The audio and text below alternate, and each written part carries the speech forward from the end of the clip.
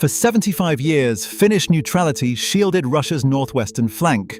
That shield is now a 1,340-kilometer NATO frontier, and the roughly 40,000 Russian troops behind it face a strategic trap Moscow may lack the resources to escape. Finland's 75-year policy of armed neutrality ended in a single parliamentary vote triggered by Russia's invasion of Ukraine.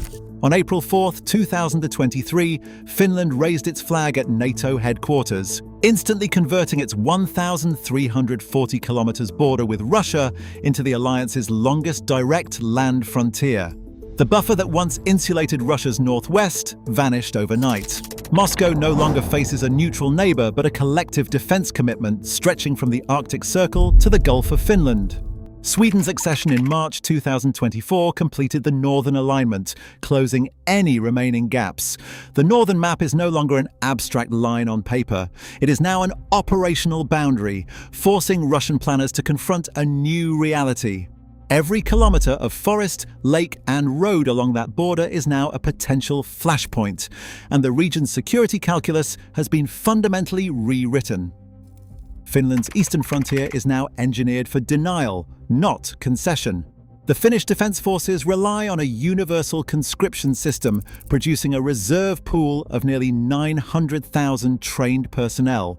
Wartime strength can reach 280,000 within days, far outpacing the peacetime standing army. The doctrine is clear: slow, fracture, and exhaust any attacker. Dense forests, countless lakes, and a sparse road network force invading columns into predictable choke points, where movement is measured in kilometers per hour, not per day. Pre-planned demolition charges and anti-tank mines are positioned to collapse bridges and crater roads, turning every crossing into an obstacle.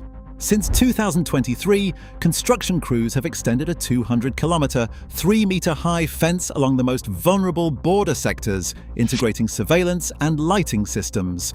Artillery modernization is ongoing. 155mm howitzers now field precision-guided munitions, with Excalibur and GMLRS rounds capable of striking targets up to 30 kilometers away. This lethality is achieved without a massed standing force. Finland's decision to acquire advanced fighters, including the F-35, layers a future air denial capability atop the ground defense.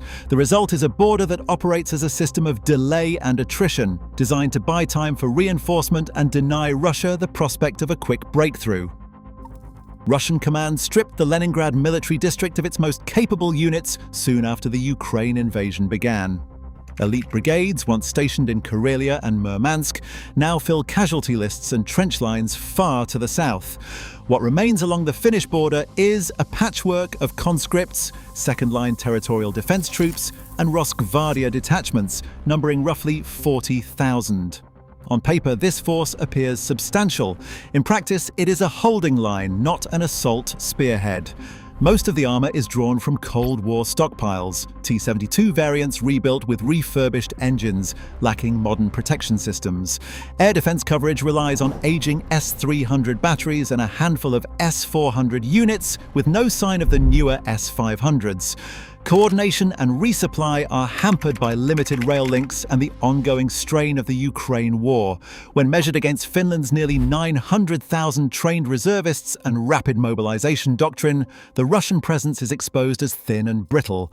The border is manned, but the muscle behind it has been hollowed out.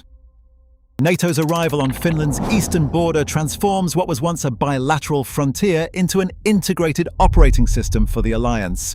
Article 5 now binds every kilometer of the Finnish line to collective defense, eliminating any ambiguity about the alliance's response to aggression.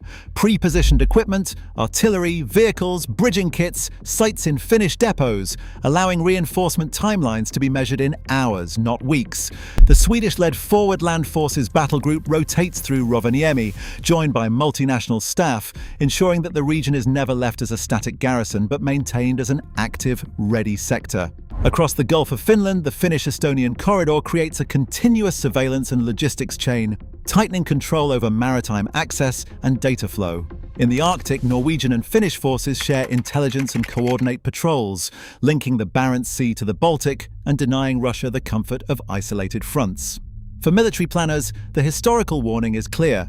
When a state divides its best units across multiple active fronts, as Germany did in 1944, the risk is not just strain, but collapse.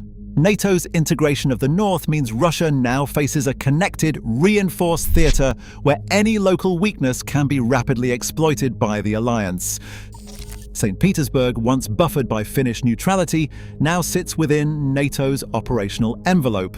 The city lies just 160 kilometers from the Finnish border, well inside the range of modern strike systems and persistent surveillance. Russian air defense networks, already stretched by Ukrainian drone attacks, must now account for a western axis that cannot be ignored or discounted. Murmansk, the hub of Russia's northern fleet, faces a similar recalibration. Its approaches are no longer shielded by distance or geography. Instead, every movement in the Arctic is subject to Allied scrutiny and potential interdiction. The Northwest is no longer a secure rear area, but a pressured system, forced to defend across land, air, and maritime domains. The old logic of a stable, uncontested flank has collapsed, replaced by a continuous requirement to plan for contested space and rapid escalation. This is not a matter of hypothetical scenarios. Operational planning in Moscow must now treat the northern front as permanently exposed, with no prospect of regaining strategic depth as long as Finland remains within NATO's command structure. Russian planners now face a strategic equation with no quick solution. Any meaningful reinforcement of the Finnish frontier would require stripping combat power from the Ukrainian theatre, further weakening already stretched lines in the south. The available units along the northern border are largely second line, and rotating in experienced formations would only deepen losses elsewhere. AIR defense and logistics are hampered by limited rail capacity and the ongoing demand for new equipment, while industrial recovery lags behind operational needs. Symbolic troop movements cannot offset the shortage of trained personnel or modern material. Each month of delay compounds these constraints, eroding flexibility and deepening the exposure. The pressure is not cyclical but cumulative, with no relief projected as the war drags into 2027. Putin's choices narrow: reinforce one front at the expense of another, or accept a durable vulnerability across the entire northern axis. Today, Russia's northern flank is exposed, 1,340 kilometers of new risk, with depleted forces and no rapid reinforcement in sight. The Baltic-Arctic balance has shifted, and this front will not close itself.